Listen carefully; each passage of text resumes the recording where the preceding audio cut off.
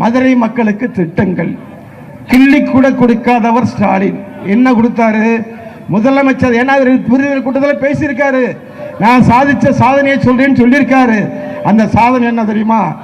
முதலமைச்சர் ஸ்டாலின் அவர்களின் தகப்பனார் திரு மு கருணாநிதி பெயரில் வாடிவாசல் இல்லாத ஜல்லிக்கட்டு மைதானம், அங்கே அறிவாலயம் மேலே மலையில் கொட்டுது, நூலகம் அங்கே மேடையிலேருந்து பார்த்தா அதுக்குள்ளே போகிறதுக்கே ஆளக்கானா. அங்கே இருக்கிற படிக்கட்டு சறுக்கு படிக்கட்டு இருக்கு பாருங்க, அதில் ஏறி பிள்ளைங்க விளையாடுது. இதுதான் அந்த நூலகத்தின் கதை.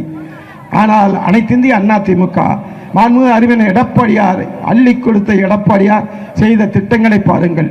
லோயர் கேம்பிலிருந்து இரும்பு குழாய் மூலம் மதுரை மாநகராட்சி 100 வார்டுகளில் குடிநீர் திட்டங்கள் செயல்படுத்த நடவடிக்கை எடுக்கப்பட்டுள்ளது. மதுரை மாவட்ட ஆட்சியர் அலுவலக கூடுதல் கட்டிடம், மதுரை சட்டக்கல்லூரி கூடுதல் புதிய கட்டிடமே சட்டக்கல்லூரி கட்டி கொடுத்துருக்கோம்.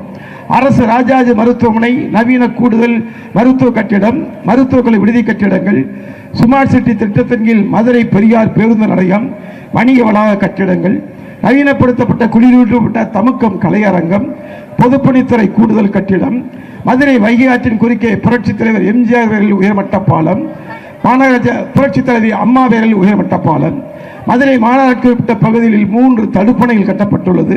வைகை ஆற்றின் குறுக்கே 2 தடுப்பணைகள், விறகுநூறு தடுப்பணை, ஆமினி பேருந்து நிலையம், பாதாள சாக்கடை திட்டம், வைகை வடகரை தென்கரைப்பில் திட்டம் தயாரித்து செயல்படுத்தி வைகை கரையோர விரிவாக்க பகுதியில் திட்டம் முழுவதும் நடந்திருக்கிறது. 27 கிலோமீட்டர் உள்ள சுற்றுச்சாலைகள், 7.5 கிலோமீட்டர் உள்ள பறக்கும் பாலம் எல்லாம் அதிமுக ஆட்சி.